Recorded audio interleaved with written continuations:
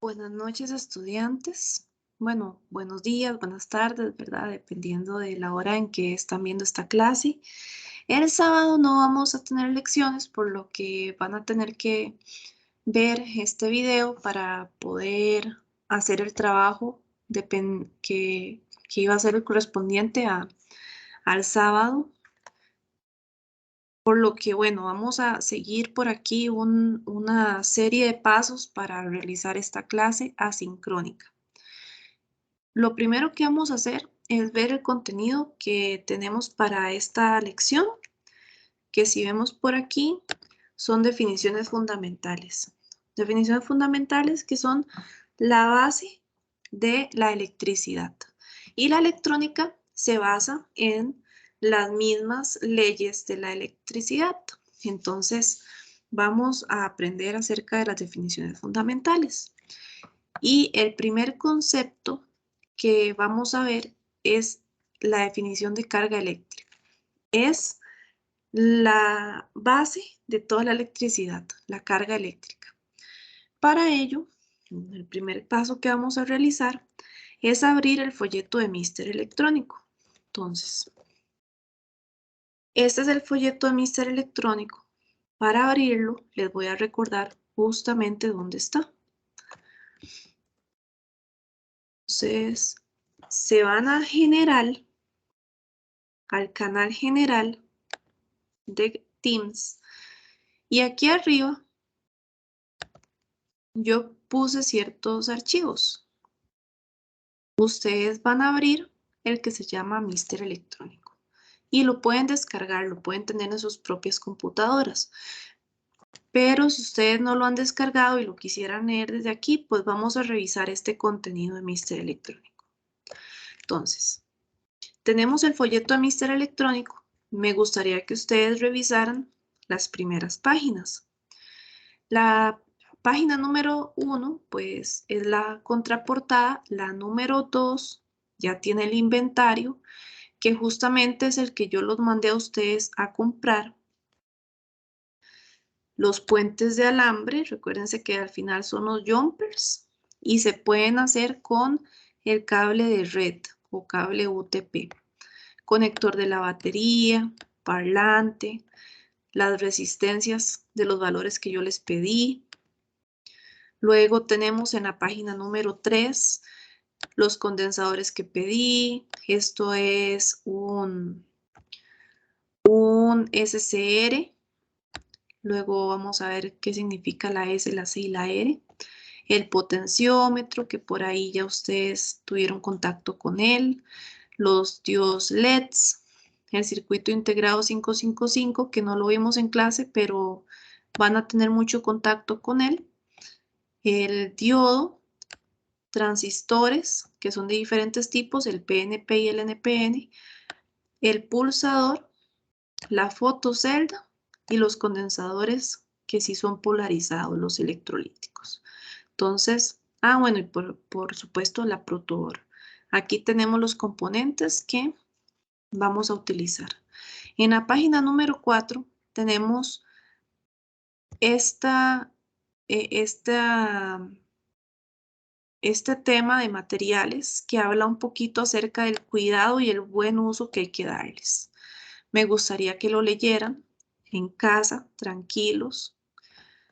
De verdad es muy importante entender cuál es el mejor funcionamiento, el mejor cuidado que hay que darles para que su funcionamiento sea el óptimo, para que sus patas no se doblen, para que no vaya a dañarse, para que no se quemen, para que ustedes no tengan ningún accidente.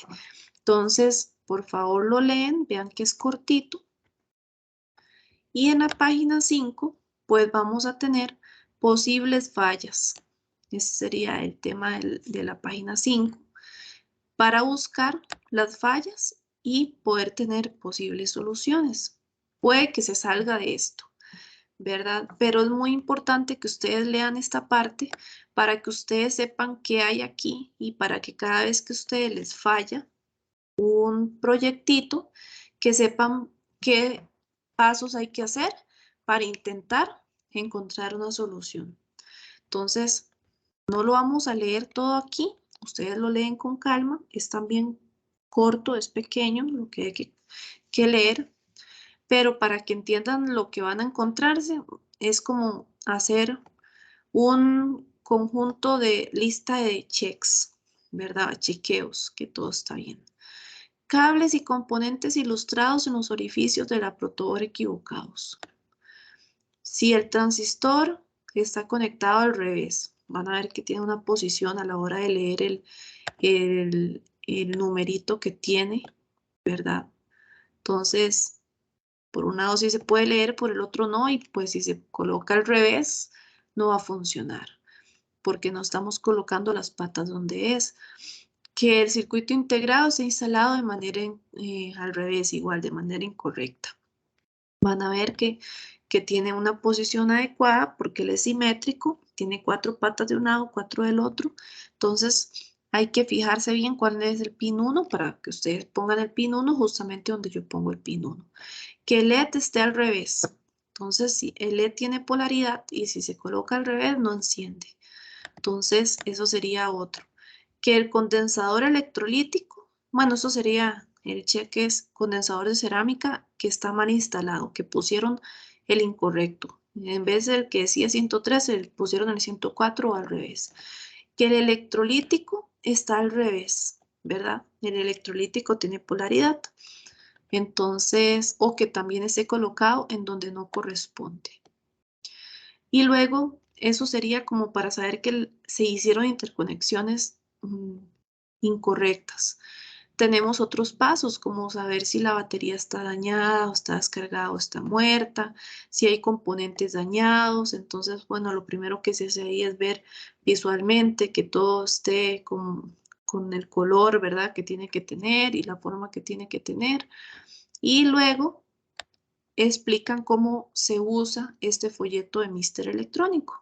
Entonces me gustaría que ustedes leyeran esta página número 5. En la número 6 tenemos ya la lección 1. Justamente como les estaba comentando, la carga eléctrica es la base de la electricidad. Entonces en esta lección 1 vamos a ver todo lo que tiene que ver con la teoría de electrónica básica. Como les decía, la electrónica se basa en las mismas leyes de electricidad. Entonces, todo empieza por las características de la materia en sí. Todo lo que usted ve a su alrededor está hecho de materia. El escritorio, el lapicero, el papel, el agua, inclusive nosotros mismos somos materia. La materia es algo que tiene masa y ocupa espacio. Se puede encontrar en 3 estados, sólido, líquido y gaseoso. También tenemos por ahí el cuarto, ¿se acuerdan? Aquí no lo mencionan, el plasma. Ahora bien, usted puede preguntarse de qué está hecha la materia. Entonces, tenemos los elementos de la materia. Aquí tenemos la representación gráfica de un átomo, que justamente la materia está compuesta por átomos.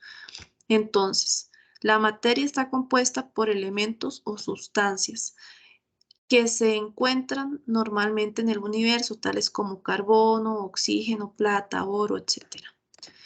Hay 104 elementos diferentes conocidos, ¿verdad?, que están en la tabla periódica. No sé si ustedes se recuerdan de eso del colegio.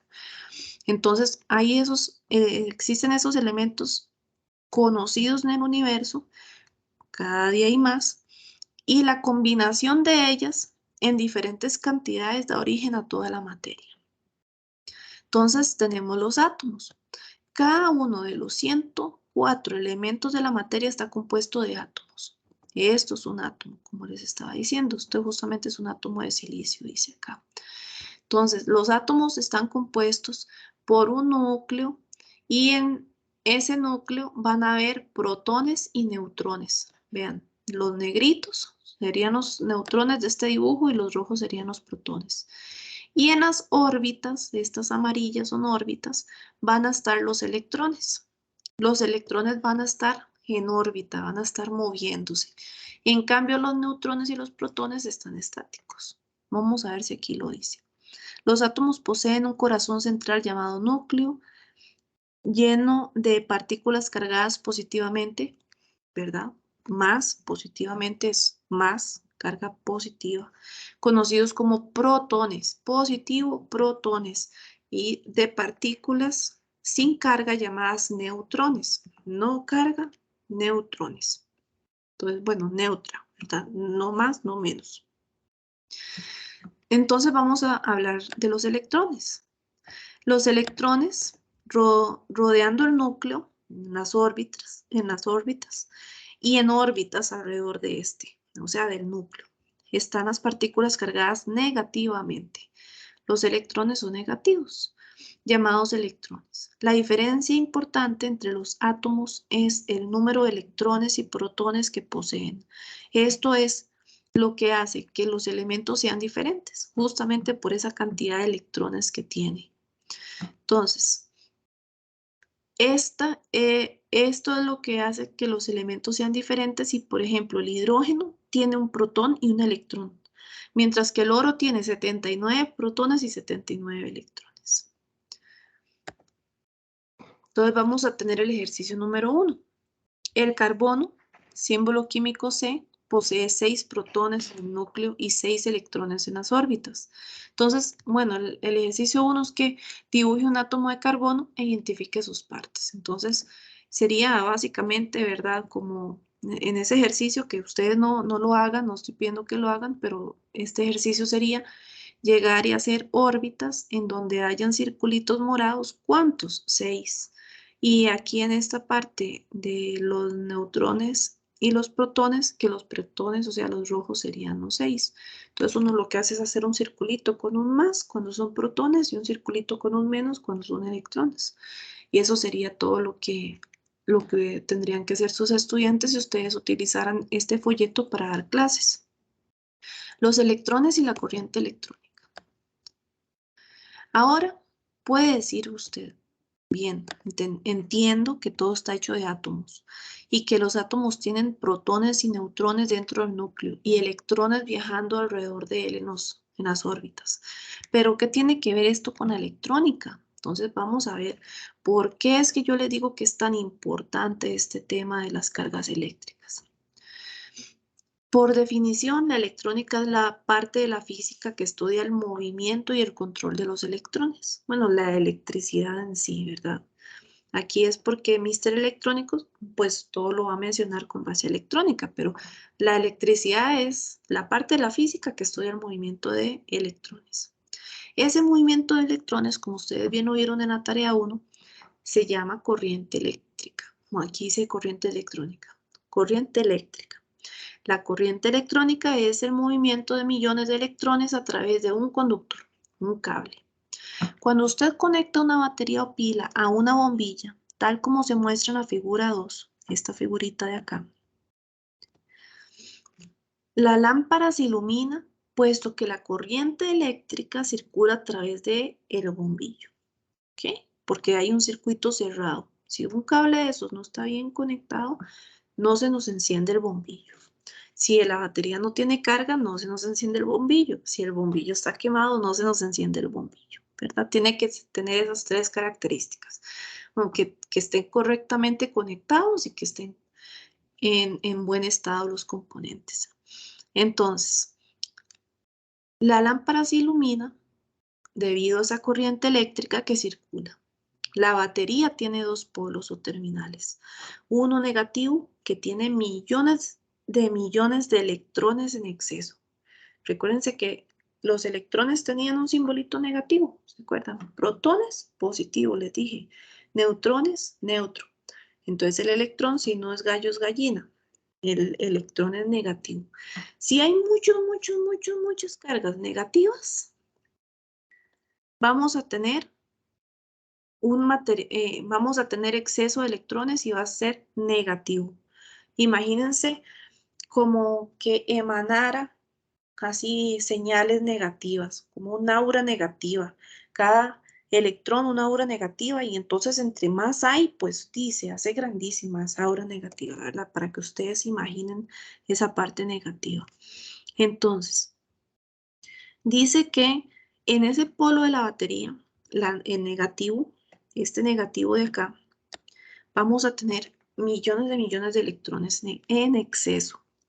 Y en el positivo, no es que vamos a tener protones, en ese caso no.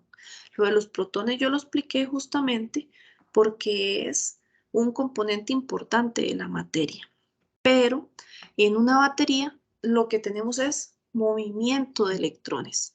Entonces o tenemos exceso de electrones o tenemos más bien deficiencia, déficit de electrones.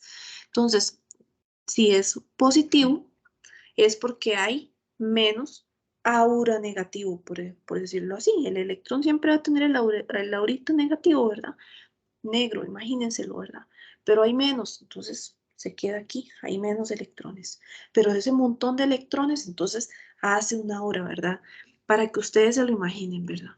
Entonces, tenemos que en ese polo positivo y el positivo que tiene un déficit o falta de millones de electrones, justamente. Entonces, por lo tanto, los electrones fluyen desde el terminal negativo de la batería hacia el terminal positivo de la batería. O sea, de donde hay más electrones a donde hay menos electrones. Imagínense que necesita, siempre va a, justamente de eso trata esto, ¿verdad? Donde hay las cargas positivas se repelen, las cargas negativas se repelen, pero las cargas positivas y negativas se atraen entre sí. ¿Ok? Y siempre, siempre va a intentar hacerse un balance. Siempre va a intentar hacerse un balance. Entonces, los electrones van a viajar haciendo una corriente eléctrica, van a viajar justamente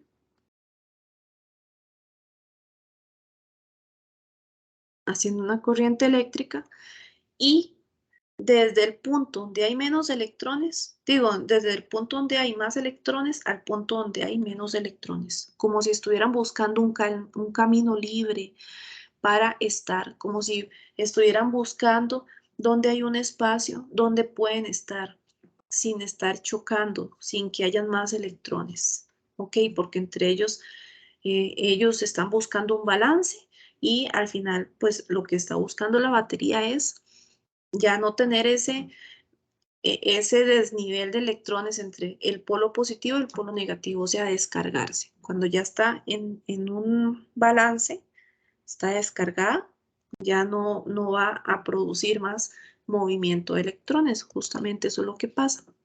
Entonces, esto constituye, vamos a ver a dónde habíamos quedado, por lo tanto los electrones fluyen desde la terminal negativa de la batería hacia el terminal positivo, o sea, de donde hay más electrones a donde hay menos, pasando a través de la lámpara. Esto constituye una corriente electrónica, la que hace que se encienda la lámpara. Tenemos el ejercicio número 2. Entonces preguntamos, en el lado negativo de la batería hay millones de electrones. En el lado, vamos a ver qué más sigue, de la batería hay un déficit de electrones. Entonces positivo. En el lado positivo de la batería hay un déficit de electrones. Cuando usted conecta una lámpara por medio de un material conductor a los terminales de una batería,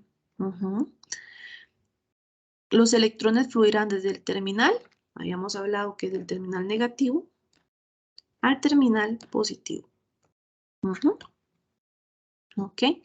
Entonces aquí estaría del terminal negativo al terminal positivo de la batería, causando una corriente electrónica, ¿verdad? Eléctrica. Ahora que se sabe que la electrónica es la parte de la física que estudia el movimiento del control y el control de electrones, y que la corriente eléctrica es el movimiento de millones de electrones de una fuente negativa a una positiva, nosotros estamos listos para aprender acerca de componentes electrónicos, que sería la lección número 2,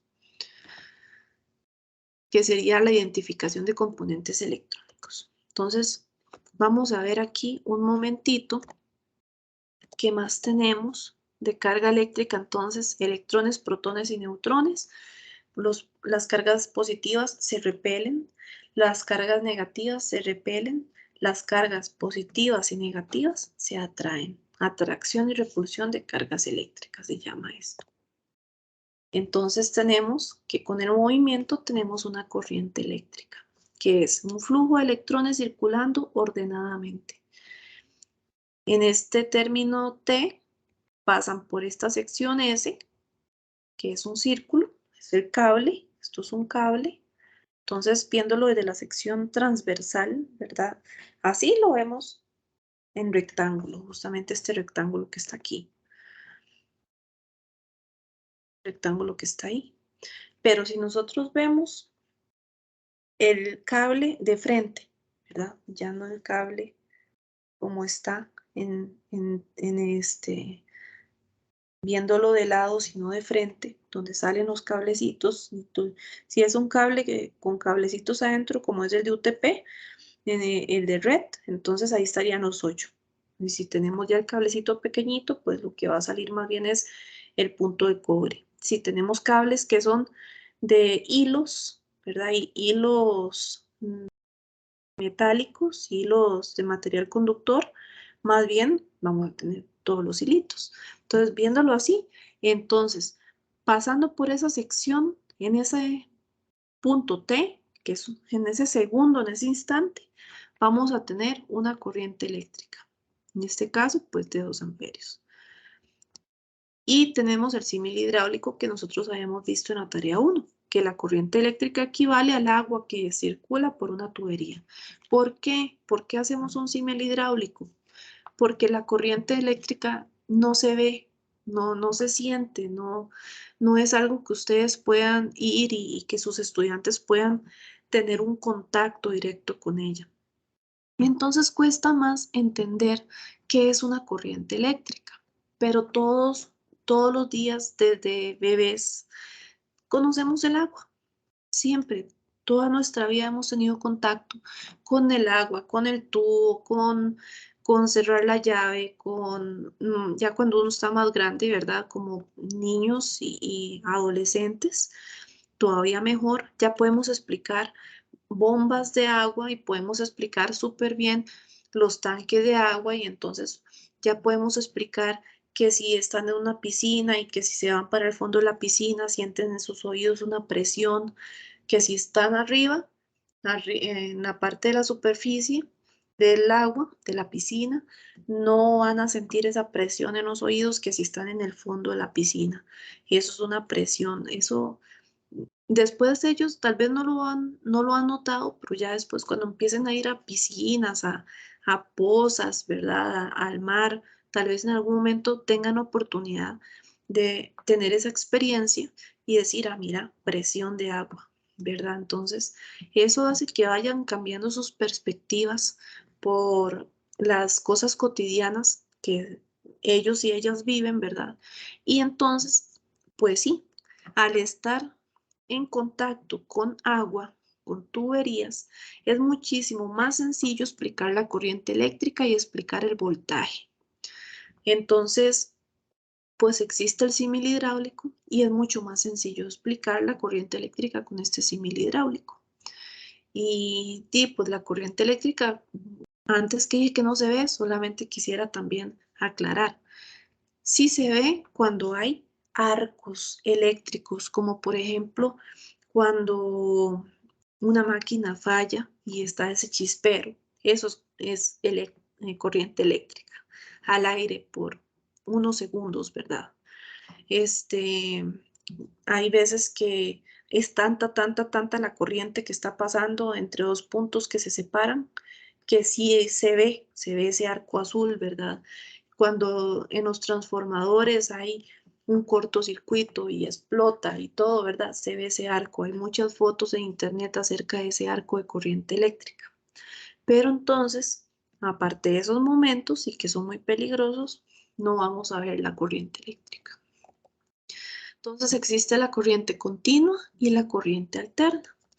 La corriente alterna, ustedes ya tuvieron que haberla visto en tecnología 1, ¿cierto? Es la que tenemos en nuestras casas, en todas las instalaciones residenciales. Entonces, es la que entra por nuestras acometidas eléctricas. Tiene forma sinusoidal, por eso es que tiene forma de onda. Ok, y está la corriente continua, que tiene forma de corriente directa, continua, así como dice su nombre, ¿verdad? Sin ninguna variación en su forma, no es ondulada, es recta. Después sigue el voltaje o tensión eléctrica, pero entonces, permítanme un momentito, por aquí tengo un videito que quiero ponerles.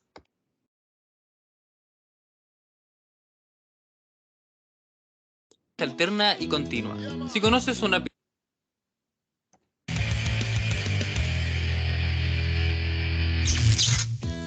corriente alterna y continua. Si conoces una pila, ya conoces la continua. La corriente continua se llama así porque es una corriente eléctrica que fluye en un solo sentido. Las pilas, por ejemplo, entregan corriente continua ya que fluye desde un polo hacia el otro polo, siempre en un mismo sentido. La corriente alterna, por el contrario, está constantemente cambiando su polaridad, y de ahí su nombre, ya que alterna constantemente entre positivo y negativo. Un ejemplo de eso es la corriente que podemos encontrar en la toma de corriente de nuestros hogares. Si graficamos ambas corrientes en un gráfico de voltaje versus tiempo, veremos cómo la corriente continua se mantiene estable en el tiempo, mientras que la corriente alterna toma la forma de una onda sinusoidal. Ahora, si pudiéramos ver el flujo de electrones en corriente alterna, veríamos algo más o menos así. Los electrones primero tienden a ir en un sentido y luego de vuelta. En realidad no recorren la distancia completa, pero hacen el trabajo igual. Esto hace que la corriente alterna no sirva para los dispositivos electrónicos, pero sea muy eficiente para transportar energía a grandes distancias. De hecho, es por eso que a tu casa no llega corriente continua, sino corriente alterna. El problema, claro está, es que para usar esa corriente alterna en un dispositivo electrónico, debes transformarla en corriente continua. Y ahí la respuesta de que todas nuestras cosas tengan cargadores, transformadores y convertidores, que son en realidad fuentes de poder que convierten la corriente alterna en continua. Ahora la pregunta es, ¿cómo convertir la corriente alterna en continua?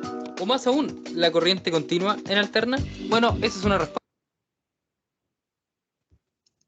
Ok, eso sería el primer videito que tengo por aquí. Ahora voy a poner este segundo video.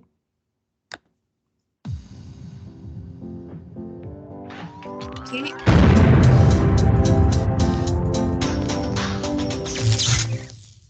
qué es el amperaje? Voltaje y amperaje. Más de alguna vez se deben haber topado con estos términos, y es porque son términos muy importantes en electricidad y electrónica. Pero, ¿qué son exactamente y en qué se diferencian? Para entenderlo, vamos a mirar la electricidad como si se tratase de un río fluyendo. Si queremos saber cuánta agua pasa o cuánta agua lleva un río, lo que hacemos es medir la cantidad de litros que pasan en un determinado punto durante un determinado tiempo. O sea, podemos decir, ¡ja! Este río lleva 800 litros por segundo. Es un río muy caudaloso. En electricidad podemos hacer algo bastante similar, solo que no con agua, sino que con electrones. Podemos contar cuántos electrones pasan por un determinado punto durante, por ejemplo, un segundo. Y nos daremos cuenta de que pasan muchísimos electrones. Son tantos electrones que si los contáramos por electrón, tendríamos cifras muy grandes. Así que usamos otro término. Usamos el coulomb. Un coulomb equivale a alrededor de 6 quintillones de electrones. Eso es un 6 con muchos ceros. Ahora que podemos medir la cantidad de electrones que pasan en un punto, podríamos decir cuántos coulomb pasan por segundo en un determinado punto. A esto se le conoce como ampere. Un ampere es un coulomb por segundo. Es decir, cuando hay una corriente de 5 amperes, estamos diciendo que están pasando 5 coulombs por segundo en ese punto. Y eso es el amperaje. El amperaje no es nada más que la cantidad de electrones que pasan por segundo en un determinado punto. En fin, espero que esto les haya servido para entender. Ujú. Perfecto, eso era lo que quería enseñarles acerca de lo que acabamos de ver, de qué era corriente alterna, qué era corriente continua y lo que es el amperaje. Ahora vamos a ver lo que es el voltaje. Entonces, el voltaje, como ya lo hemos visto, pues es tensión eléctrica. es diferencia de potencial. Es el potencial, que es potencial en sinónimo, es como la capacidad. Pero aquí no hablamos de capacidad en baterías, hablamos más que todo potencial. El potencial de mover un electrón de un punto A un punto B. O sea, esa capacidad de poder mover ese electrón. Entonces, justamente, si estamos en una hidroeléctrica, como está el dibujo de la izquierda, vamos a generar energía y vamos a generar corriente alterna, porque al estar el generador dando vueltas, bueno, pues tiene todo un sistema interno que luego vamos a ver, que no se me vayan a confundir. Eso se ve en sesión 8 más adelante. Entonces va a ser corriente alterna, justamente. Y pues es la que llega a nuestras casas. Y como ya lo he explicado, pues en nuestras casas llegan 120 voltios. Nosotros tenemos nuestras cajitas. Nuestras cajitas va a tener un transformador que disminuye esa tensión eléctrica a 12 voltios, a 9 voltios, a 5 voltios, a lo que nosotros necesitemos. Y sigue siendo alterna si nada más la transformamos, porque luego eso tenemos que convertirla. ¿Convertirla de qué? De corriente alterna a corriente continua, porque todos nuestros dispositivos electrónicos, empezando por esta computadora desde donde yo estoy grabando, va a funcionar con corriente continua. Entonces, pues al fin y al cabo, así es como nosotros vamos a crear nuestro voltaje. Por otro lado, en nuestros proyectos vamos a utilizar pilas o baterías. Entonces, esos son formas de fuentes de corriente continua, fuentes de corriente directa. Continua y directa es lo mismo, ¿ok? Entonces, eso sería para el voltaje o tensión eléctrica. Tenemos el mismo símil hidráulico que ya hemos hablado. Por ejemplo, el símil hidráulico para una pila.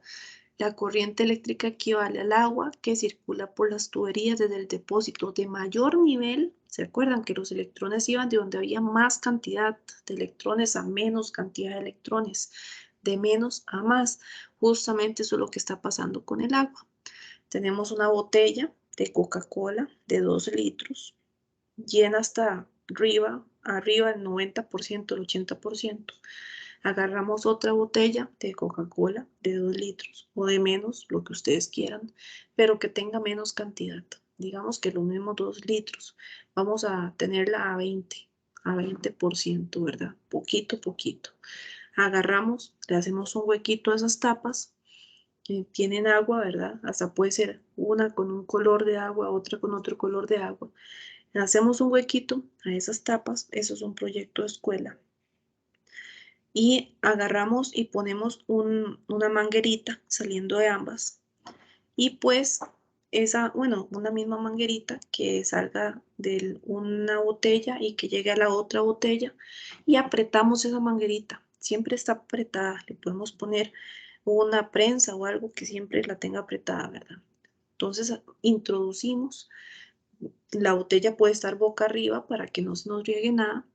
Introducimos las mangueras y simplemente vamos a darle vuelta a las 2 botellas con la manguerita apretada, se suelta y entonces en ese momento va a haber un flujo de agua de donde hay más agua a donde hay menos agua, de la botella que tiene más a la que tiene menos. Entonces los chicos van a ver circular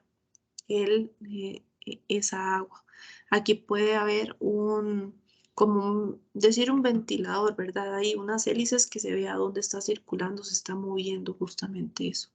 Pero eso es parte extra, ¿verdad? Al final va a terminar estando en un mismo nivel de agua, ambas.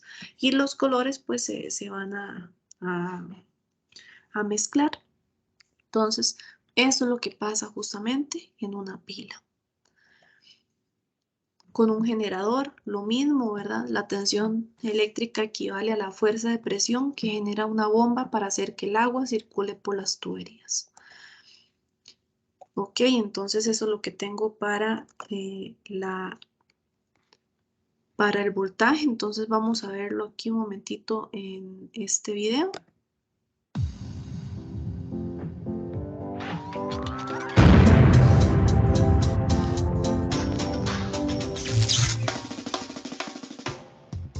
En el capítulo anterior aprendimos qué era el amperaje y aprendimos que la corriente eléctrica es muy similar a la corriente de un río.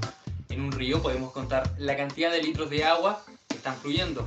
En un circuito podemos contar la cantidad de electrones que fluyen en él. Este es el amperaje, la cantidad de electrones que están pasando en un segundo en un determinado punto. El voltaje, por el contrario, es diferencia de potencial. ¿Qué carajos es una diferencia de potencial? Bueno, para entenderlo, vamos a pensar en un lago. En los lagos, el agua está quieta, no se mueve para ninguna parte. Obvio, porque está estancada. No hay ninguna pendiente que la haga fluir, como un río. Pero ¿qué pasa si tomamos el lago y lo ladeamos? El agua evidentemente empezará a caerse como si se tratase de un vaso derramando el agua. Y de la misma forma también en cómo fluye el agua en los ríos. Entonces, ¿qué hace que el agua fluya en los ríos? Una pendiente. Y una pendiente es una diferencia de potencial. El agua fluye desde un punto de alto potencial a uno de menor potencial. En este caso, potencial gravitatorio. La gravedad es la que hace mover el agua. En electricidad pasa algo bastante similar. La forma que tenemos para mover electrones es crear una diferencia de potencial. Una diferencia de potencial eléctrico. Los electrones fluyen desde un punto de alto potencial eléctrico a uno de menor potencial eléctrico. ¿Pero por qué se llaman diferencias de potencial? Se llaman así porque tienen el potencial de hacer un trabajo. Y esto se puede expresar en joules por coulomb. Un joule por cada coulomb es, adivinen qué, un volt. Sí, el voltaje es una expresión de la cantidad de trabajo que puede hacer una carga a lo largo de ese circuito.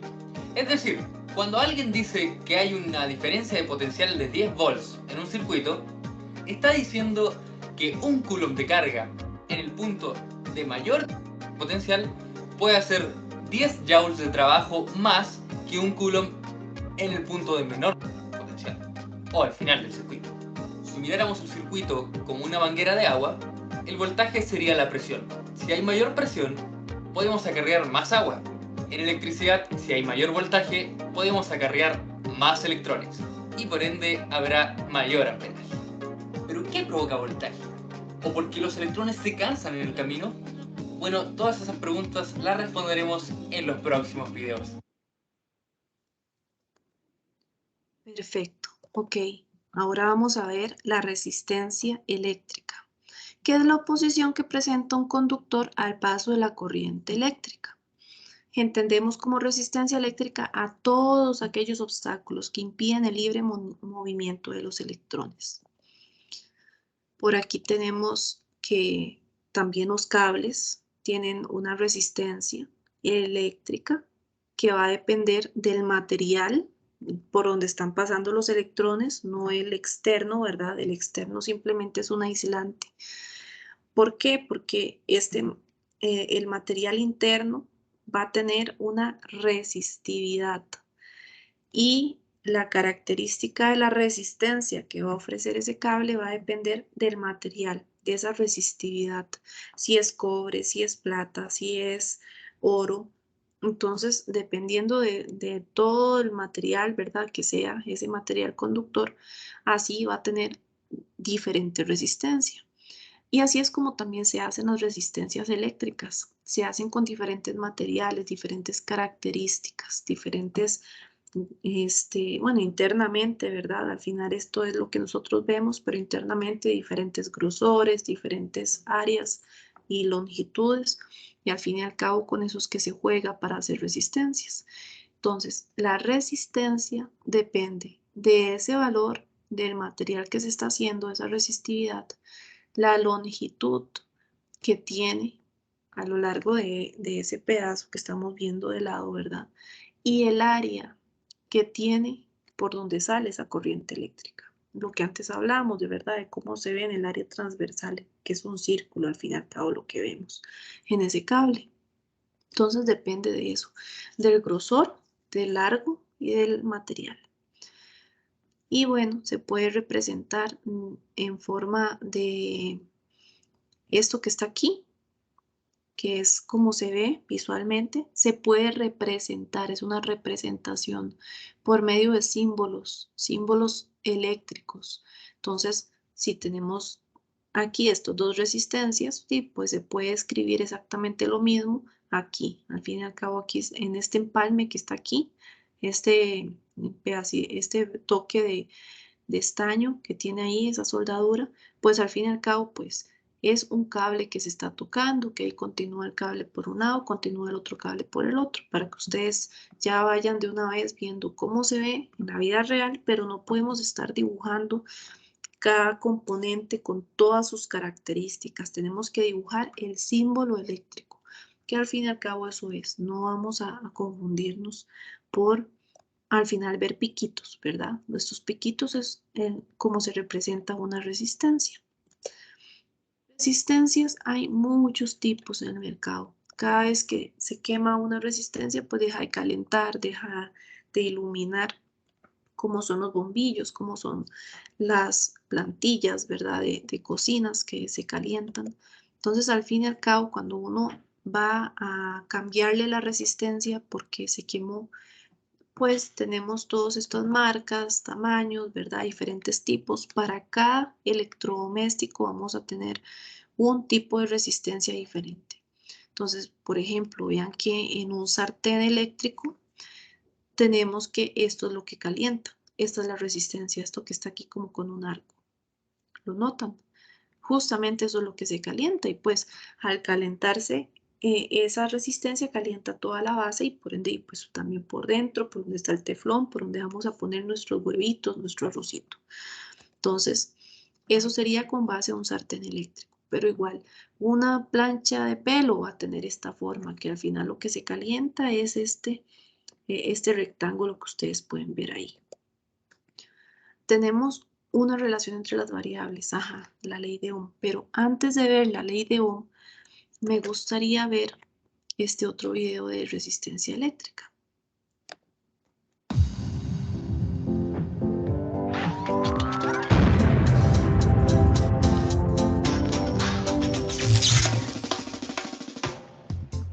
En los capítulos anteriores hemos aprendido que hay dos unidades muy importantes en electricidad. Los amperios, que miden la cantidad de electrones que pasan en un circuito, y los voltios, que miden qué tan fuerte es la diferencia de potencial en un circuito, quién es la que hace mover a los electrones.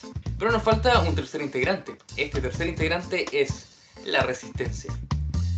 La resistencia eléctrica. La resistencia eléctrica, como su nombre lo indica, es la oposición que reciben los electrones al desplazarse en algún material. Esta oposición se puede medir en ohms, unidad cuyo símbolo es la letra omega.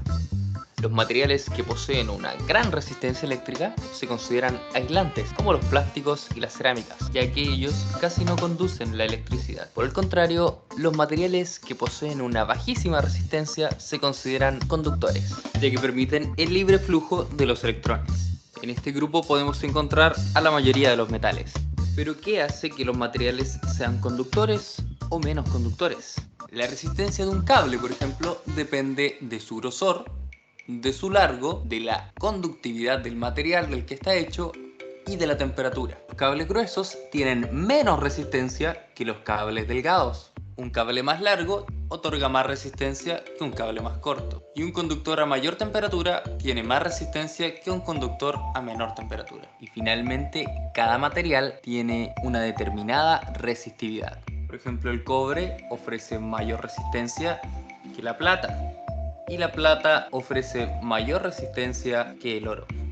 Entonces, ¿qué hace que incluso algunos conductores tengan más resistencia que otros? Para saberlo, deberemos mirar en su estructura atómica. Las estructuras más ordenadas favorecen el flujo de los electrones, así como también las que tengan menos impurezas. Es por eso que el grafeno, por ejemplo, prácticamente no ofrece resistencia a los electrones, ya que su estructura es increíblemente ordenada y no posee impurezas. Por el contrario, cuando un electrón viaja a través de un material con alta resistencia, tiende a chocar una y otra vez con átomos y otros electrones, perdiendo parte de su energía.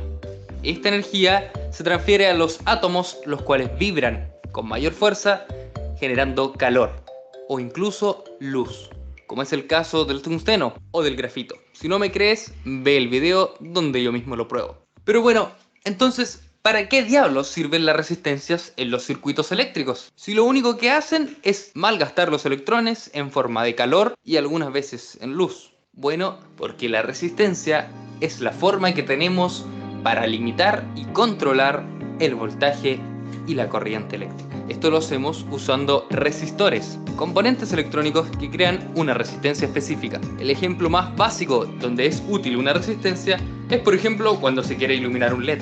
Si tenemos un LED que funciona a 3 voltios y lo conectamos, por ejemplo, a una toma USB que da 5 voltios, lo que va a suceder es que vamos a quemar el LED. Entonces, lo que hacemos para bajar el voltaje y limitar la corriente es poner una resistencia de tal manera que el LED reciba los 3 volts correspondientes. Suena bastante ineficiente, ya que la resistencia está convirtiendo la energía que sobra en calor. Pero aún así, este es un componente fundamental en los circuitos eléctricos y toda la electrónica que tenemos hoy en día. Lo interesante ahora sería saber cómo calcular cuál es la resistencia adecuada para poner en un circuito.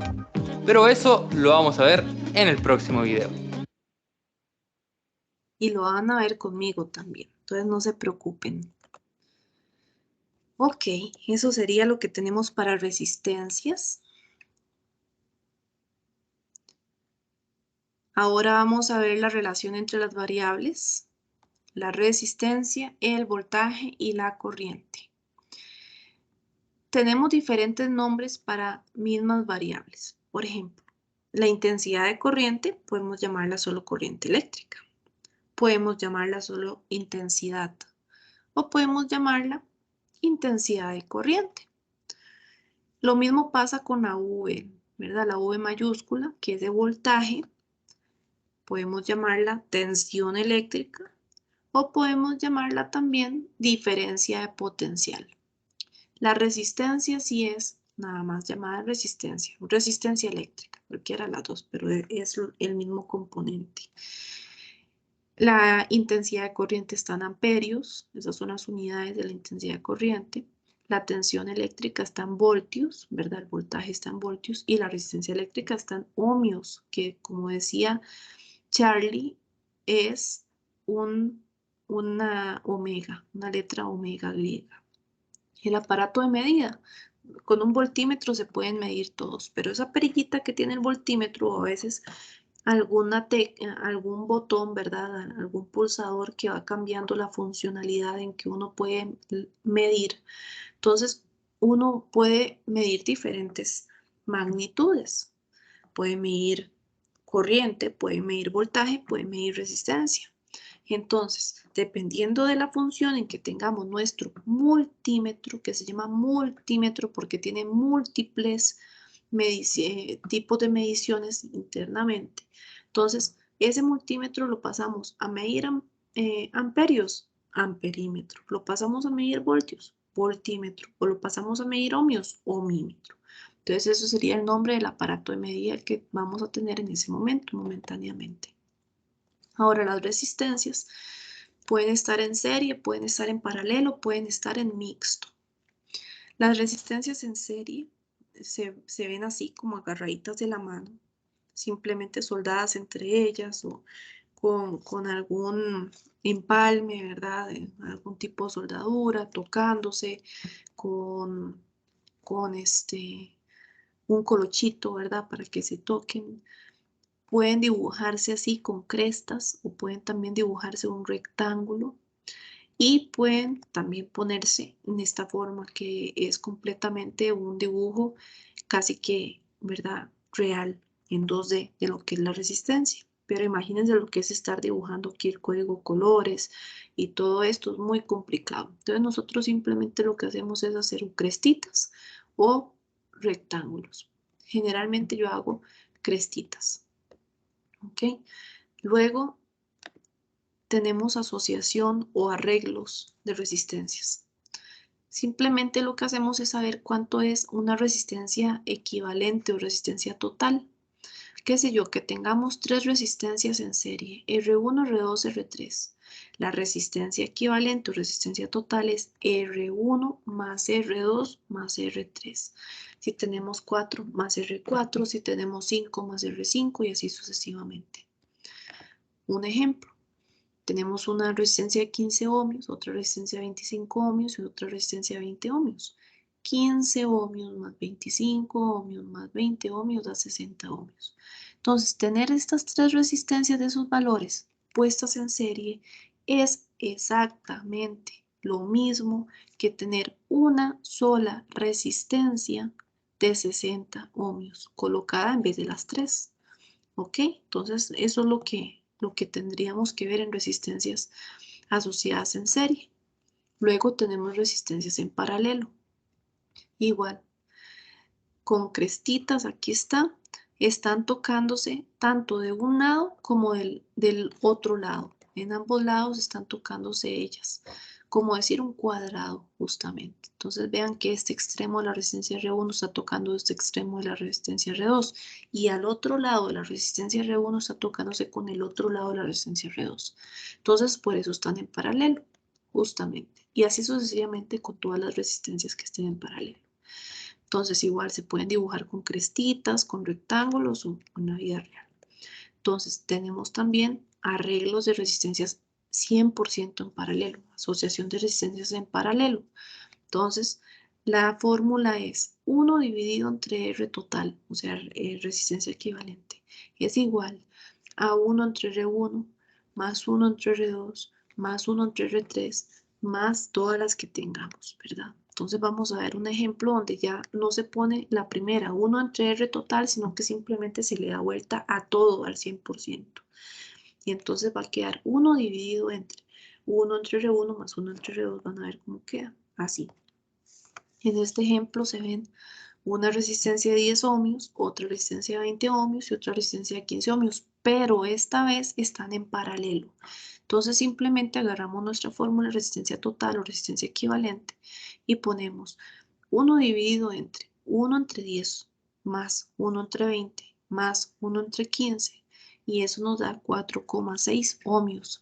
Y entonces nosotros podemos sustituir esas tres resistencias de esos valores exactos que estaban en paralelo, la de 10, la de 20 y la de 15, que estaban en paralelo entre sí, por esa resistencia de 4,6 ohmios. Simplemente se coloca la de 4,6 en vez de esa de 10, de 20 y de 15. Ahora podemos tener circuitos en mixto, que es cuando tenemos, vean que en el de arriba, en este primero, está R1 y está R2 en paralelo, como en el cuadradito, agarrado de la manita ese paralelo con R3. Entonces, vean que yo no puedo hacer R1 con R3 porque R1 con R3 no está ni en serie ni en paralelo. R2 con R3 tampoco está ni en serie ni en paralelo. Yo no puedo hacer ese tipo de cálculo matemático.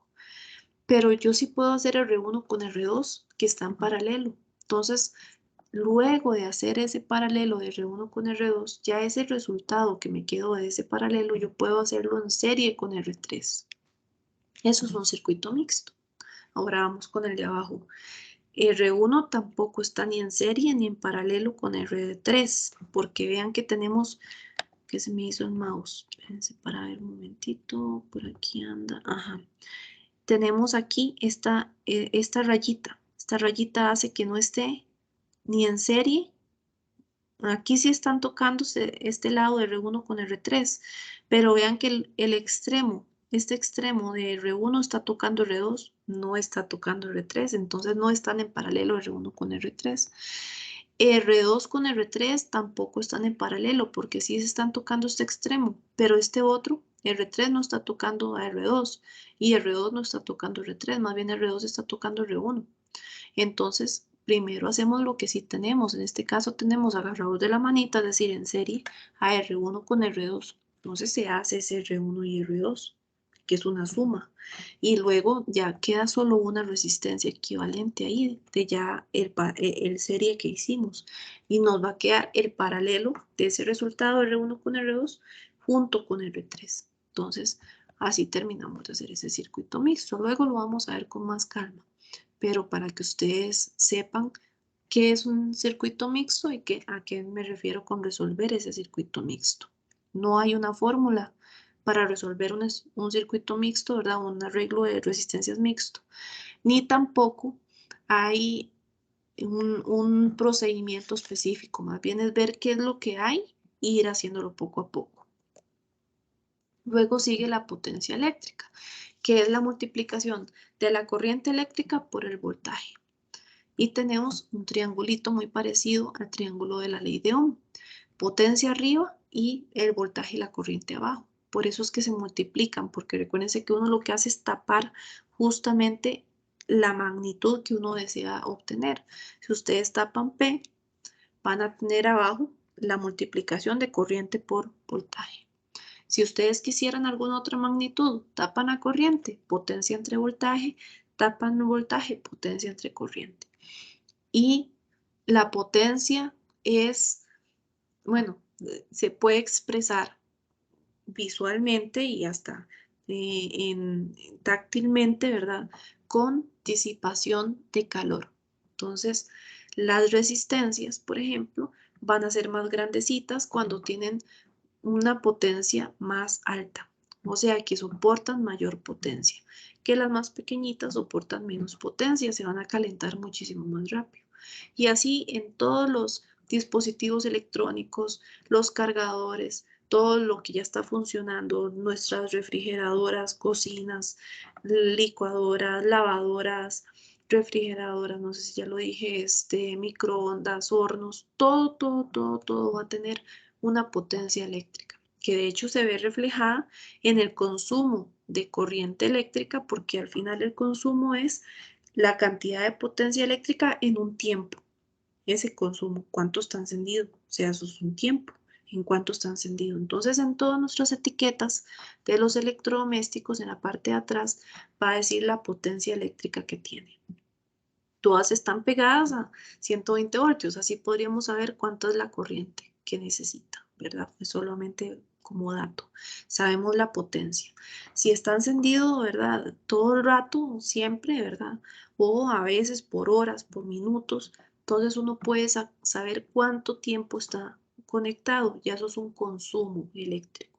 Y resulta que nuestras facturas eléctricas tienen un valor de kilowatt, en un valor económico, ¿verdad? De colones. Entonces, sabemos cuántos colones cuesta el kilowatt hora. Entonces, kilowatt es potencia, hora es el tiempo. Entonces, le damos un valor económico a ese consumo eléctrico. Y así es como vienen nuestras facturas, lo que nosotros tenemos que pagar por el consumo que tenemos, ¿verdad? Eso sería para la ley de Ohm. Vamos a verla aquí. Es el último video que tengo de Charlie.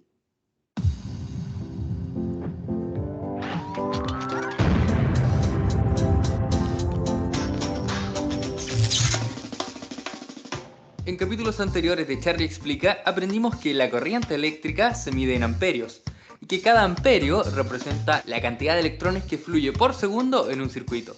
También aprendimos que el voltaje es la fuerza que mueve los electrones y que a mayor voltaje podremos mover mayor corriente. Luego aprendimos que la resistencia de los conductores limita el voltaje y la corriente, es decir, aprendimos que estos tres tipos tienen una extraña relación. ¿Existirá alguna fórmula que la describa? Eso mismo se preguntó George Simon Ohm, un físico alemán de principios del siglo XIX, quien en base a sus experimentos formuló lo que hoy conocemos como la ley de Ohm.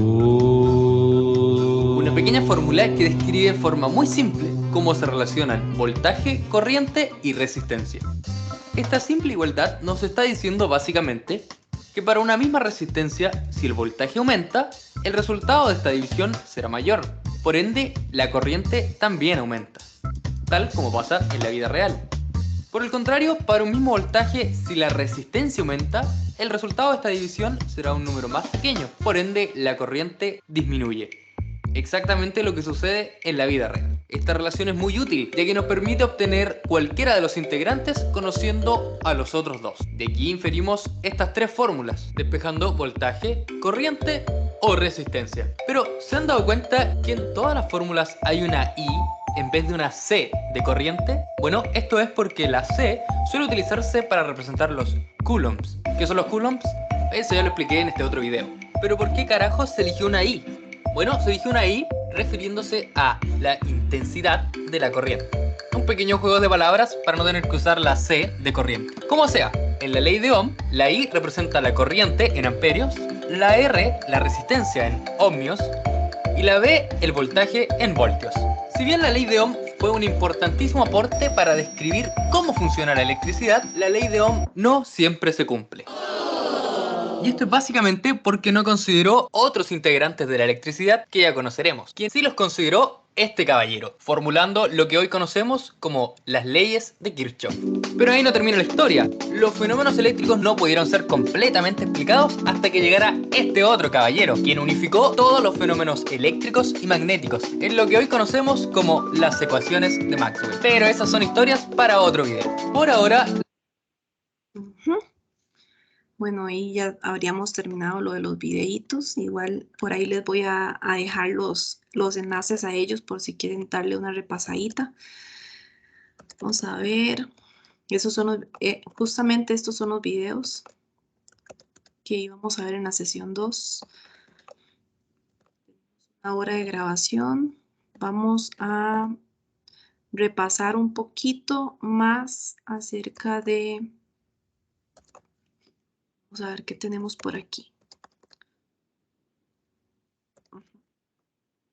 Vamos a ver. Voy a explicarles un poquito acerca del circuito eléctrico. El circuito eléctrico puede ser circuito cerrado, puede ser circuito abierto o puede tener un cortocircuito. Entonces vamos a verlo.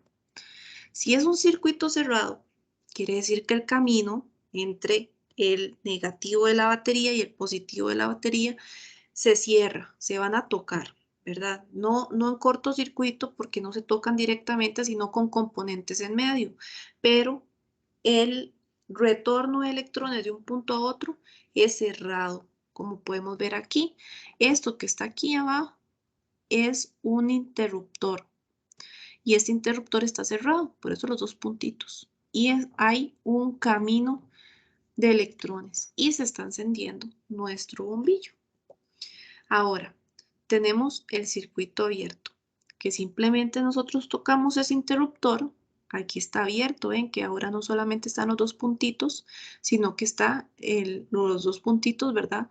Y está la rayita esta de que está abriendo. Eso es una simbología eléctrica para el interruptor. Y esto es una simbología eléctrica para el bombillo, que es un círculo con una X adentro. El cable, que es simplemente una rayita. Y aquí tenemos el de la pila. Es este símbolo de acá, hay una rayita más pequeña, una rayita más grande, y tenemos el de la batería, que son 4 rayitas, 2 rayitas grandes, 2 pequeñas intercaladas entre sí. El bombillo no se está encendiendo porque el interruptor está abierto. No hay un camino cerrado para que retornen los electrones se quedan quietos en la batería. La batería no sabe de que hay más cosas conectadas. ¿Ok? Ahora tenemos, esto es otro ejemplo, ¿verdad? Por acá, de un circuito abierto y el cortocircuito, que es lo que siempre tenemos que evitar. Tenemos que evitar que nuestras patas de nuestros componentes, de un solo componente, se toquen y que el positivo y el negativo de la batería se toquen. Entonces, lo que pasa cuando se toca el positivo y el negativo de la batería es que la corriente es muy alta. O sea, la resistencia cero y la corriente es muy, muy alta. Eso es el chispazo, el calor, ¿verdad? El susto.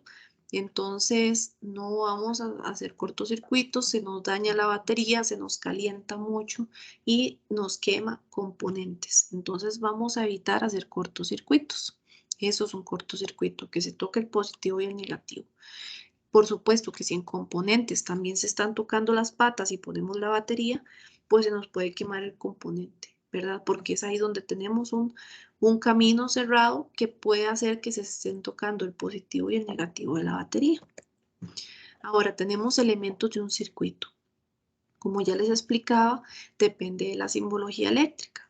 Si tenemos esta forma, ¿verdad? Puntito con rayita en diagonal hacia afuera y otro puntito, es un interruptor, el cual es un elemento de protección y control para cerrar y abrir el circuito más fácilmente. Tenemos elementos como resistencia eléctrica, que les dije que podía ser en crestas o podía dibujarse en rectángulo. Tenemos hilos conductores y tenemos también fuentes de tensión. Entonces puede ser una pila, puede ser una batería. Entonces si es una pila, una rayita larga con una pequeña. Eso lo vamos a ver en las pilas y las baterías. Y si es una batería, pues va a tener 4 rayitas. Siempre que tenemos una corriente eléctrica, pues le hacemos ahí una flechita. Ya sabemos que tenemos la corriente eléctrica. La corriente eléctrica puede tener 2 sentidos. Aquí está. Sentido de la corriente eléctrica real, que es lo que hemos estado hablando, que es de más electrones a menos electrones. Donde hay más electrones está el negativo. Donde hay menos electrones está el positivo. Entonces, de donde está un exceso de electrones a donde hay un déficit de electrones. Ese es el real. Pero resulta que una convención eléctrica hace muchísimos años, al inicio de toda esta teoría de la electricidad, se pusieron ahí a pensar, ¿verdad? A la hora de resolver circuitos y dijeron que iba a haber una corriente convencional, es decir, con dirección convencional. La dirección convencional de la corriente eléctrica es al revés que la corriente real. Entonces siempre vamos a decir que la corriente sale del positivo de la batería. Por eso es que tenemos esta flechita viendo hacia abajo. Con este sentido, si vemos, le damos vuelta aquí a este circuito, vean que va a tener esta dirección, pasando a través de la batería de menos a más, saliendo por el más, de menos a más, saliendo por el más. ¿Ok? Seguimos. Como les decía, está el interruptor, que es un elemento de protección y control, pero también en elementos de protección y control tenemos otros elementos que también se pueden abrir automáticamente. Ni siquiera tienen que tener mucha tecnología, simplemente es que soportan cierta cantidad de corriente eléctrica para pasar por el filamento. Si pasa más corriente por ese filamento, se derrite. Entonces al derretirse se abre el circuito. Entonces, esos elementos se llaman fuses o fusibles y hay de diferentes grosores, ¿verdad? Porque así es como permiten el paso de la corriente. Más grueso y pues va a costar más que se abra. Menos grueso se va a romper muchísimo más fácil. Hay veces que hay hasta varios hilos para que si solo uno se rompe, pues no pasó nada, pero si ya está fea la cosa, pues que se rompan todos. Eso es lo que hace un fusible, un fuse. Aquí tenemos, ¿verdad? Formas de dibujar para que se les quede en la mente. Hay algunos que son como estos, que son como un cilindrito y tienen contactos eléctricos en los extremos y en la parte de adentro lo que tienen esos cilindritos es un filamento delgadito. Entonces igual en su forma de interconectar pues va a tener su gracia para tocar esos extremos de metal y pues que se puedan conectar esos casquillos metálicos y adentro el filamento. Y simplemente al pasar más corriente de la que soporta ese filamento se abre y ya deja de haber interconexión entre estos dos casquillos metálicos. Y todas estas formas de dibujar los fusibles existen. ¿Ok? Entonces puede ser un rectángulo con una línea en medio, puede ser, este es muy común, que es como rayita y una sinusoidal, ¿verdad? Curva, curva, y después cierra otra rayita. Son diferentes formas. Esta también es muy conocida. Rectángulo con una diagonal en el centro. Esos son los fusibles. ¿Ok? Ahora tenemos... Ay, diferente simbología eléctrica y elementos más comunes en un circuito. Ya vamos a volver ahí. El motor ustedes ya lo tuvieron entre sus manos, se ve así, ¿verdad? Lo que rota es este pincito que sale del centro. Tenemos las lámparas, los portalámparas, los timbres, las resistencias. Pero se dibujan de diferentes maneras que no son así tan complicadas. Eso imagínense, con lo que me costó a mí dibujar en la pizarra una resistencia eléctrica, ahora imagínense yo haciendo ahí un portalámparas y una lámpara. Entonces uno lo que hace es seguir una convención de, de diferentes simbologías eléctricas. Para un motor es un círculo con una M adentro. Para una lámpara es un círculo con una X adentro, que toca los extremos del círculo. Para una resistencia, bueno, la R no se pone en realidad, simplemente como les he dicho, las crestas o puede ser un rectángulo. Para un timbre, simplemente así como un honguito y ya está. Entonces vamos a ver la simbología eléctrica y los elementos más comunes en un circuito. Como les he dicho ya 2 veces, la tercera vez sería esta. Una pila se dibuja así, 2 rayitas, pero son rayitas de diferente tamaño. Una más pequeña, otra más grande.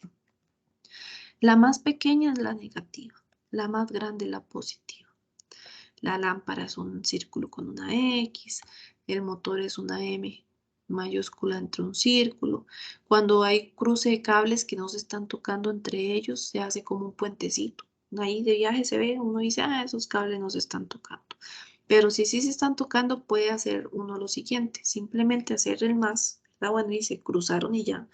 O simplemente poner un puntito. Y ese puntito hace que uno de verdad sepa que hay un cruce de cables. Ahí, hay una conexión. El interruptor que se dibuja así. El pulsador normalmente abierto, que vean que donde uno aprieta este palito acá, esta rayita de acá va a tocar estos dos puntitos. Entonces va a hacer que haya, como decir, una sola conexión. Que haya camino, que haya un puente de lado a lado, que sí haya paso. Y después tenemos el pulsador normalmente cerrado, que lo que pasa es que más bien al apretar, se me perdió el mouse, al apretar este palito de acá, esta rayita que está tocando los puntitos se separa, ¿verdad? Entonces más bien se pierde el contacto, deja de haber un camino cerrado. Normalmente cerrado, ¿verdad? Normalmente abierto puede ser un timbre de casa, que donde llegan y apretan, tan, tan, ¿verdad? Pero uno normalmente cerrado podría ser una puerta, de esos que tienen más bien un timbre, que al abrirse la puerta es que suena, porque está normalmente cerrado. Podría ser cualquier tipo de alarma que haga que se esté rompiendo el contacto que hay de cualquiera, ¿verdad? Hasta podría ser hasta de la alacena de nuestra cocina, que tengan por ahí ustedes chiquitos y no quieran que sus chiquitos abran esa puerta porque, qué sé yo, hay cloro adentro, lo que sea, que ustedes tengan una alarma que al abrir suena. Todos esos tipos de barandas que a veces tienen algún tipo de alarma para chiquitos y todo, o para seguridad en las casas. Son pulsadores normalmente cerrados. Y los fusibles que ya antes los vimos. Ahora, tenemos componentes pasivos y componentes activos. Vamos a ver qué es eso y con qué se come. Los elementos pasivos y los elementos activos pueden verse en un circuito eléctrico. Por ejemplo, un pasivo es una bombilla. Ya casi lo vamos a ver, pero es una bombilla. ¿Por qué? Porque actúa al pasar la corriente. No está creando la corriente ni está incrementando la corriente. Entonces, más bien está funcionando con base a ella. Y las fuentes, todas las pilas y las baterías, pues van a ser elementos activos. Los interruptores más bien son controladores electromecánicos, si sí pasa o si no pasa la corriente. Entonces vamos a ver la definición que tenemos, que son componentes activos, aquellos capaces de excitar un circuito o de controlarlos o de aplicarles una ganancia, o sea, aumentar ese valor que está entrándole por una pata y saliéndole por otra pata. Fundamentalmente son los generadores eléctricos y ciertos componentes semiconductores. Según el libro de Análisis de Circuitos, séptima edición, un elemento activo se define como aquel que proporciona una potencia promedio mayor que, que cero a cierto dispositivo externo, donde el promedio se toma en un intervalo infinito. Normalmente relacionan con el concepto de ganancia y o entrega. Entonces, eso sería un elemento activo que está entregando, bueno, aquí es muy importante esto de que en un intervalo infinito, o sea, la batería usted la pone y, excepto que se descargue, ¿verdad? Pero y se descarga después de bastante tiempo, va a dejar encendido por mucho, mucho tiempo. Ese bombillo, el motor, lo que esté encendido, entonces infinito. Entonces las baterías, los transistores siempre al estar pegado, si está la batería puesta, van a amplificar, ¿verdad? Los amplificadores operacionales también van a amplificar la corriente que entra. va a ser diferente a la que sale amplificando las compuertas lógicas y los comparadores de voltaje, eso como para darles más variedad, pero no los vamos a ver aquí. Ahora tenemos los elementos pasivos, que los elementos pasivos son los encargados de la conexión entre los diferentes componentes activos, asegurando la transmisión de las señales eléctricas o modificando su nivel. Modificando su nivel porque, por ejemplo, al pasar la corriente por una resistencia, pues el voltaje va a cambiar. La corriente también va a cambiar gracias a esa resistencia. Entonces, según el libro de análisis de circuitos, séptima edición, un elemento pasivo se define como el que no puede suministrar una potencia promedio mayor que cero en un intervalo infinito. Es decir, por ejemplo, es cierto, tenemos un capacitor que se carga y ustedes llegan y lo desconectan de la batería y entonces más bien ese capacitor entrega, suministra, ¿verdad?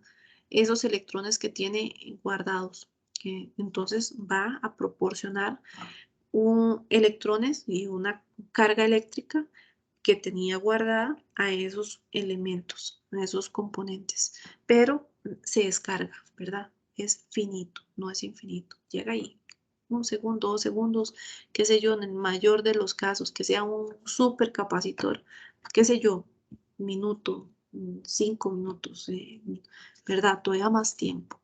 De hecho, uno puede llegar y crear, hay un proyecto muy vacilón que es un valor, no es un supercapacitor ni nada, pero se juega mucho con el valor de la resistencia, entonces se va descargando muy, muy, muy lentamente. Es un capacitor bastante grandecito, como de 1000 ohmios, digo, como de 1000 microfaradios, y entonces es grandecito, pero no tanto, es que los supercapacitores son bien grandes. Entonces, es grandecito y se juega con resistencia muy, muy grande. Entonces, y la que está pegada en serie con el bombillo con el LED, es muy, muy pequeñita.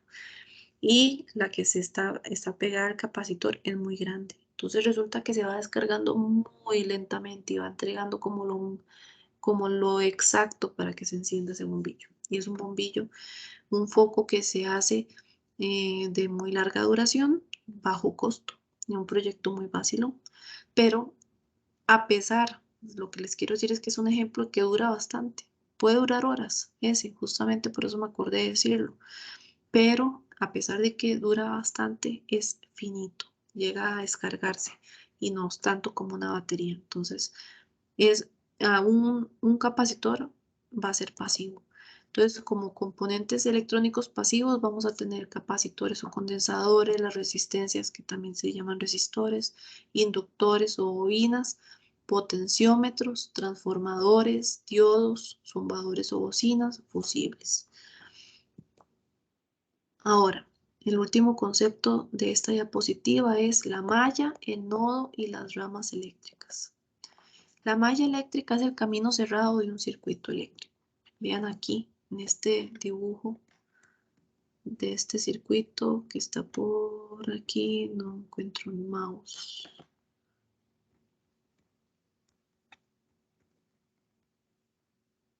Bueno, de ese circuito que está por ahí, está perdido el mouse. Bueno, de ese circuito tenemos un camino cerrado. Justamente, vean que ahí hay un puntito A encima de la batería que dice V1, puntito A. Si salimos de ese A, llegamos hasta B, que queda arriba de la batería V2, está en el punto B, doblamos, pasamos por R3, llegamos a C, pasamos por R2, llegamos a la batería V3 para llegar a A de nuevo, y eso es un camino cerrado. Igual el otro que está abajo a la izquierda, igual el otro que está abajo a la derecha. Esos ciclos que están ahí con I1, que es de corriente 1, I2, que es de corriente 2, y 3 es de corriente 3, que tiene una dirección, esos son caminos cerrados y esos son mallas eléctricas.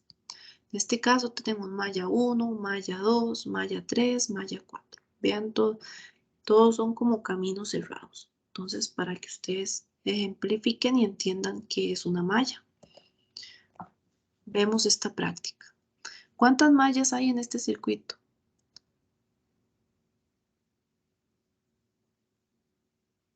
3 mallas. Hay 3 mallas en el circuito, una por cada ventana abierta dentro de él. Por cada ventana, por cada cuadrado. Ahora tenemos el concepto de supermalla eléctrica, que es la unión de 2 o más mallas eléctricas. Entonces, seguimos teniendo las mallas eléctricas, pero si podemos unir 2 o más mallas eléctricas, tenemos supermallas. Entonces, en este caso, pues tenemos todas las combinaciones que nosotros se nos pase por la mente, ¿verdad? Tenemos varias supermallas muchas veces, todos los caminos que hayan por el que se pueda ir el electrón de un punto a otro, sea camino cerrado. Ahora tenemos el nodo eléctrico, que también en internet está como nudo eléctrico, que es la unión eléctrica, o sea, la unión, el empalme de 2 o más componentes eléctricos. Entonces, en este caso tenemos nodo 1, nodo 2, que el nodo 2 y el nodo 3 es uno solo, ¿verdad? Y abajo tenemos ABC, pero al fin y al cabo tenemos entre esta fuente de acá que está en círculo, que también es otra forma de representar una fuente eléctrica. No es ni pila ni batería, puede ser cualquier fuente, puede ser cualquier salida de cualquier cargador. Entonces, entre esa salida positiva y la resistencia R1 y la resistencia R4 va a haber un nodo. Espérense para ver si el mouse quiere regresar a mí. Está como perdido. Ahí está, ahí está. Entonces aquí tenemos un nodo 1, aquí tenemos otro nodo, que de hecho aquí está, esta R3 ni siquiera existe porque aquí hay un cortocircuito. Aquí tenemos todo esto interconectado. Ok. Eso es solo un ejemplo para ejemplificar, al igual que estos, ¿verdad? La interconexión. Entonces vamos a verlo aquí ya ahora sí, viendo los diferentes ejemplos. Esta verde es un nodo. Esta azul es otro nodo. Esta roja es otro nodo. 3 nodos. Esta que está por aquí, tenemos que es otro nodo. Esto que está por aquí es otro nodo, el 2. Y este de aquí abajo es otro nodo, el 3. De hecho, cuando estamos en tierra, que ponemos este simbolito, que es de tierra, nodo de referencia. Este que son como un triángulo inverso, raya más grande, raya más pequeña, y puntito, raya mucho más pequeña. Esto es un nodo de referencia, eso es la tierra. Y en esos casos, pues todos estos de aquí abajo están pegados en el nodo de referencia. Igual aquí en este otro ejemplo tenemos, a ver si vuelvo a ver el mouse. Acá está. Un nodo, otro nodo, otro nodo y otro nodo. Aquí tenemos uno, aquí tenemos otro y el nodo de referencia. Y luego está la práctica. ¿Cuántos nodos hay en el siguiente esquema?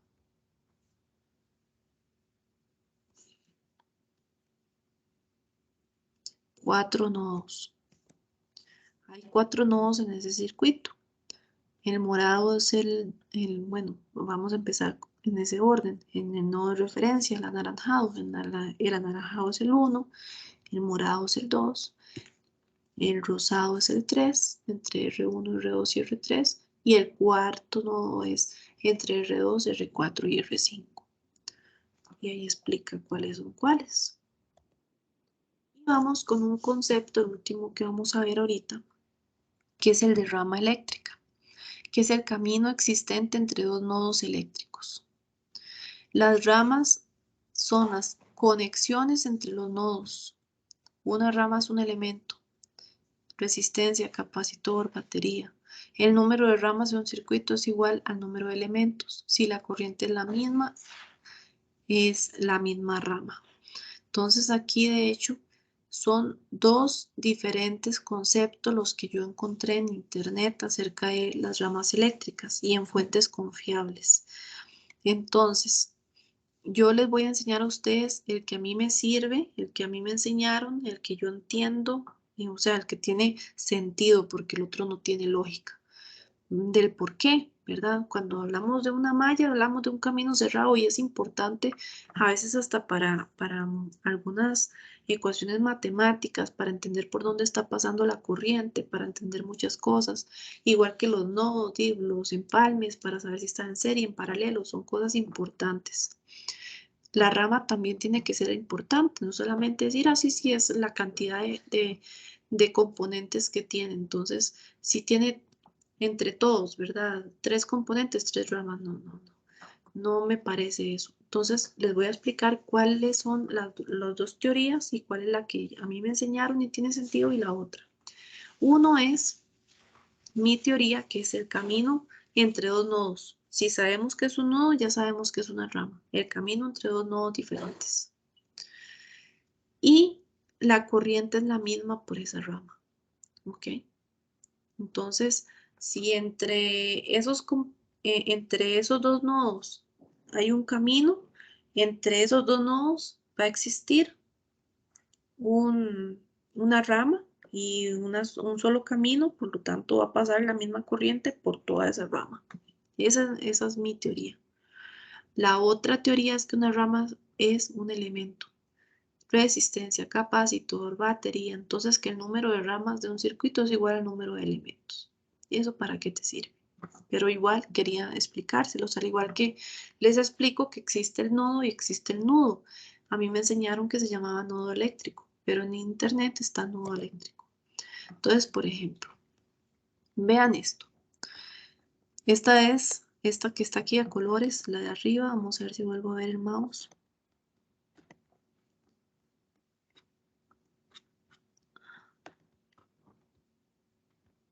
Que se queda pegado, como que no quiere, y ahí está.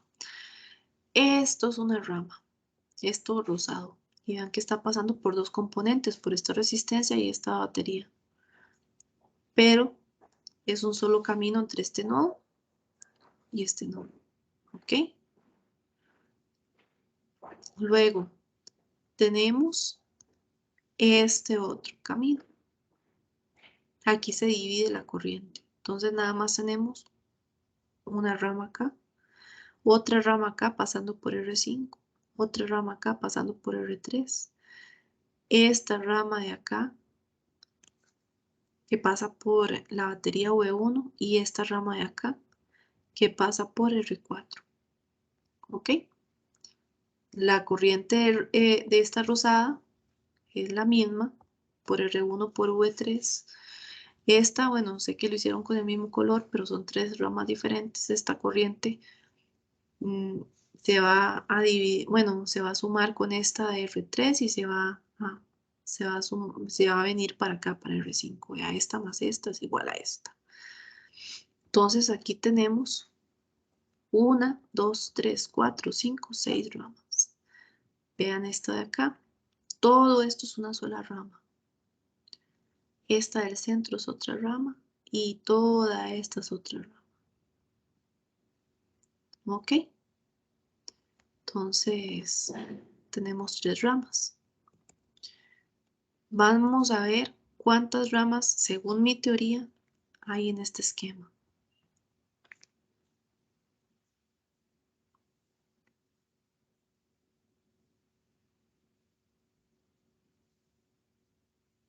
Cinco ramas. Hay 5 ramas en el circuito, según la teoría de la profesora Cintia. Y hay 6 ramas en el circuito si siguiéramos la regla de contar la cantidad de elementos del circuito para saber cuántas ramas hay. Vamos a volver a buscar aquí el mouse un momentito.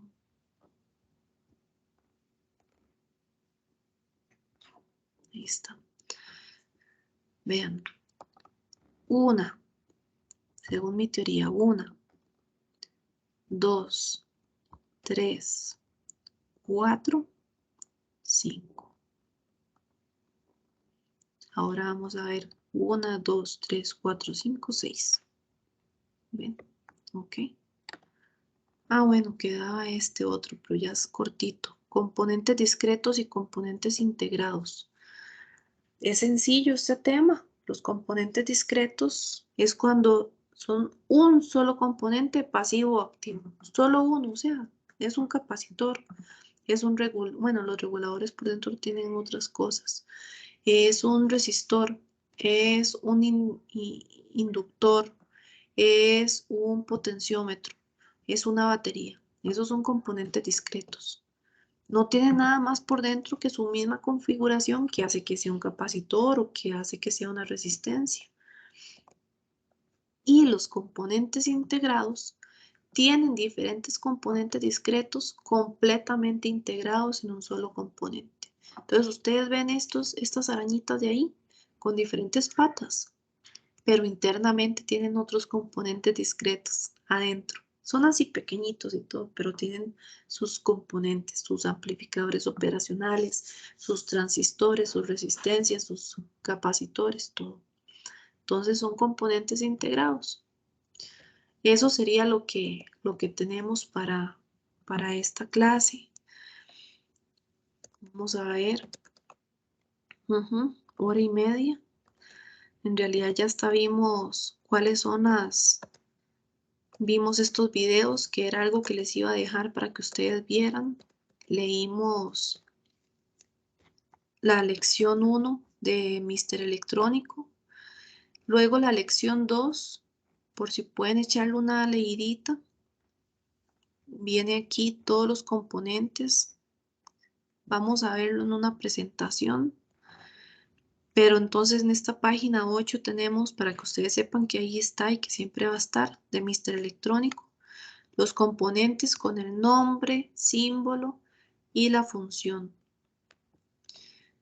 Igual en esta página 9, el resto, nombre, símbolo, la función. Esta letra es porque ahorita en el esquema lo ponen, creo que era en este esquema. Espérense para ver dónde era que ponían esas letras. Letra en el esquema.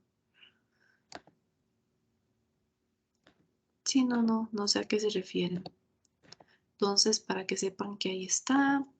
Luego la lección 3, hablamos de los resistores o resistencias, del código de colores. Eso también lo vamos a ver. Para que sepan que aquí está. Vamos a ver esto. La lección 4, vamos a ver la diferencia entre en la lección 4 de Mr. Electrónico, ¿verdad? Todo lo vemos en uno solo. La diferencia entre un diagrama esquemático y un diagrama pictórico. La lección 5 de Mr. Electrónico. Vamos a ver la protoboard, que ustedes ya lo tuvieron que ver en la tarea 2. Y empezamos con los experimentos. Eso es todo lo que hay. 15 páginas, ¿verdad? Que sí es bastante, pero bonito, pero poquito. Creo que sí se puede leer. Si ustedes pueden leerlo, perfecto. Leen una repasadita. Ya vimos el primero, que era este. Y vean que el segundo, y pues es echarle una ojeadita. Para que ustedes sepan cómo vamos a repasarlo. Está así.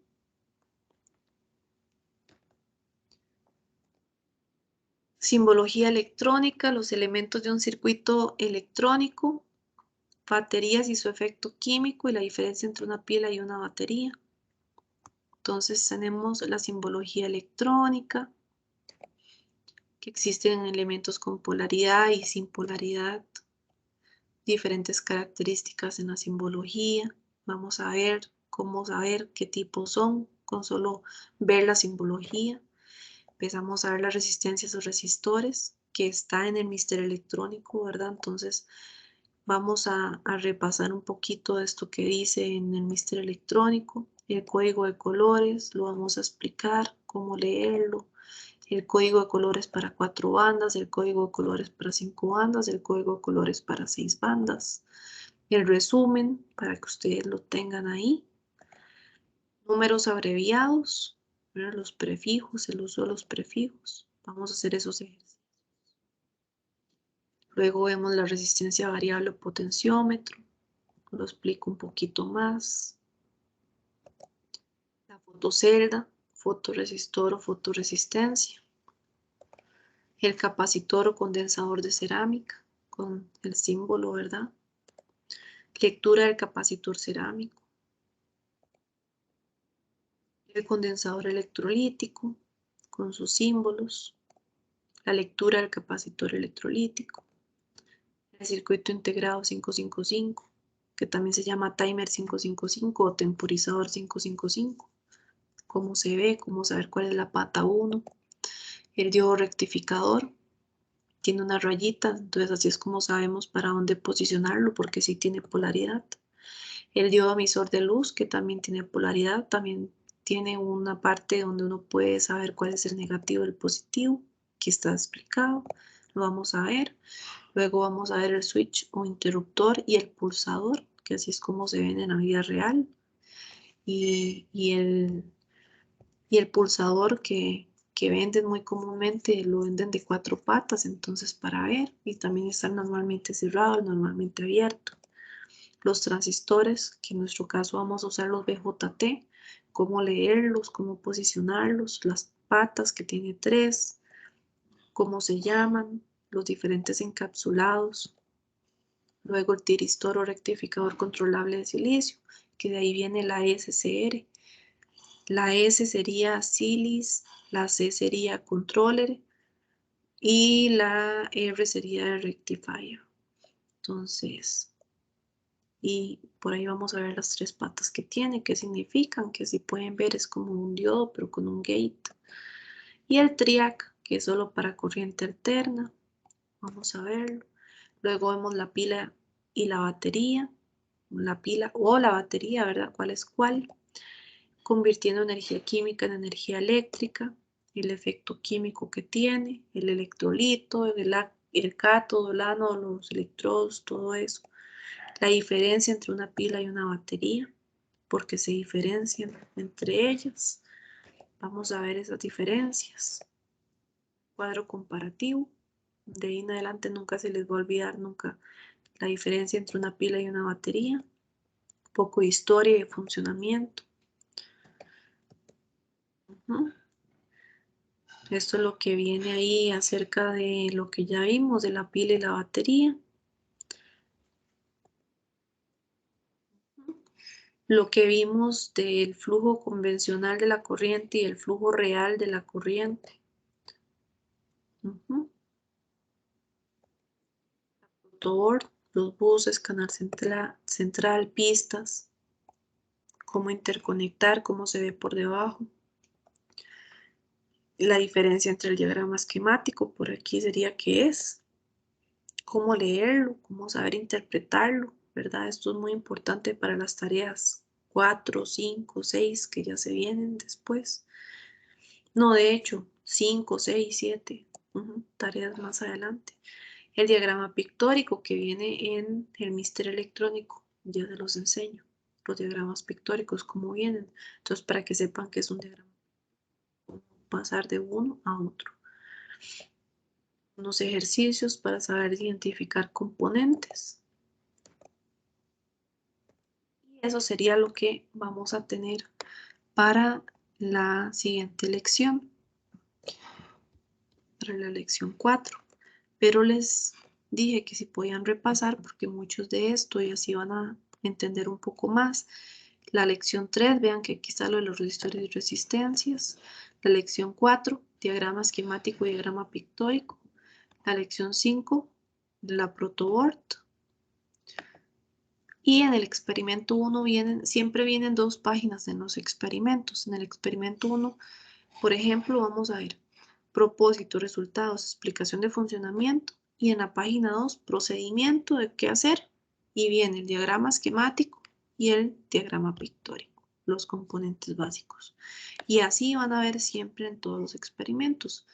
En la primera página, el propósito, resultados, explicación de funcionamiento. Y en la segunda, del experimento y en el procedimiento que hay que hacer, y el diagrama esquemático y el pictórico y los componentes básicos, y así sucesivamente. Todos vienen en la misma información, la misma cantidad de información, cada uno explicado diferente. Entonces, bueno, creo que hasta aquí estamos muy bien. Espero que de verdad hayan aprendido algo, que de verdad sea una explicación de una clase bastante útil para ustedes, que puedan repasar, que hayan visto los videos, ya los vimos, ¿verdad? Ahí los vimos en conjunto. Cualquier duda, por favor, me escriben para yo resolvérselas tan pronto como las tengan. Y recuérdense que la que viene es tarea 3, que sería para este domingo, o sea, el día siguiente del que no vamos a tener clase. Ya yo la subí hace días. Y la que sigue es el proyecto 1. No tienen que presentar ningún informe, es simplemente un proceso, un paso a paso que ustedes me hagan, no de que ponen una raya y toman foto y la ponen, no, tampoco, ¿verdad? Tampoco es un paso a paso tan exacto, pero que sí se vea un proceso de cómo ustedes están creando y desarrollando ese proyecto, los diferentes componentes, y que funciona, que me demuestren que funciona. No tienen que hacer ningún circuito, ¿verdad? Funcional ahí, que me lo interconecten, ¿no? Pero que por lo menos yo pueda ver que los componentes sí se pueden interconectar en la protoboard. Entonces, más bien que pasen buenas noches, que descansen, ¿verdad? Y que también puedan ver este video a lo largo de la semana. Ojalá que estén muy bien. Cualquier cosita me escriben, estamos para servirles. Hasta luego.